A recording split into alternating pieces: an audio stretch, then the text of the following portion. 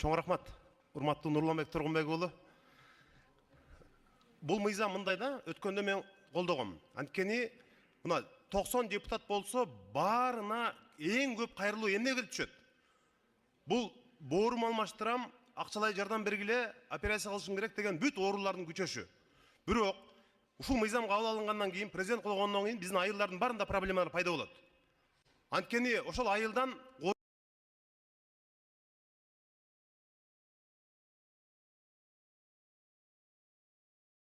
күтүп отура бир чиновниктердин справка берип койчу, ушул малды, ушул коюму, ушул улагымы, ушул жылкымы сое берейин деп. Базарларда барып азыр келер менен келип аны талап кетип атышат. Анын оорусу барбы, жокпу дегендерди карап отуруп, бетти талап сатып атышат. Элдин арасында оорулар көбөйүп атат.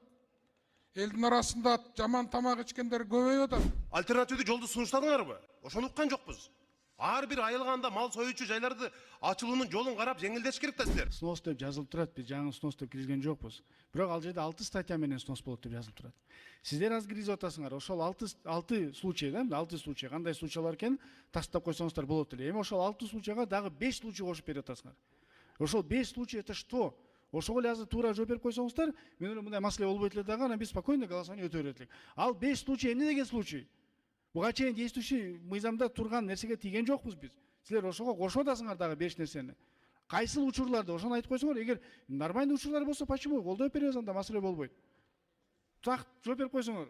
Рахмат, 4-чү микрофон. Урматтуу төраға, урматтуу депутаттар. Биз бул мыйзамды көптөн бери иштеп келатабыз. Бактер Кешишмен да сүйлөштүк, ветеринария менен да сүйлөштүк, Минсельхоз менен да сүйлөштүк. Бул азык-түлүктүн коопсуздугунун биринчи мындай баскычы бул. Элдин арасында оорулар көбөйүп атат. Элдин арасында жаман тамак ичкендер көбөйүп атат. ЭЭПтин шарттарын алып келишибиз керек. Дагы кемчиликтер бар, кээ бир нерсе бар, бирок бул мыйзам кабыл алгандан кийин положение жазылат. Ошол положениега булардын кемчиликтерди оңдоп түздөп киргизебиз. Биз баардыгын аны кеңешип, сүйлөшүп, иштеп, комитет менен иштеп келип, мына Алишер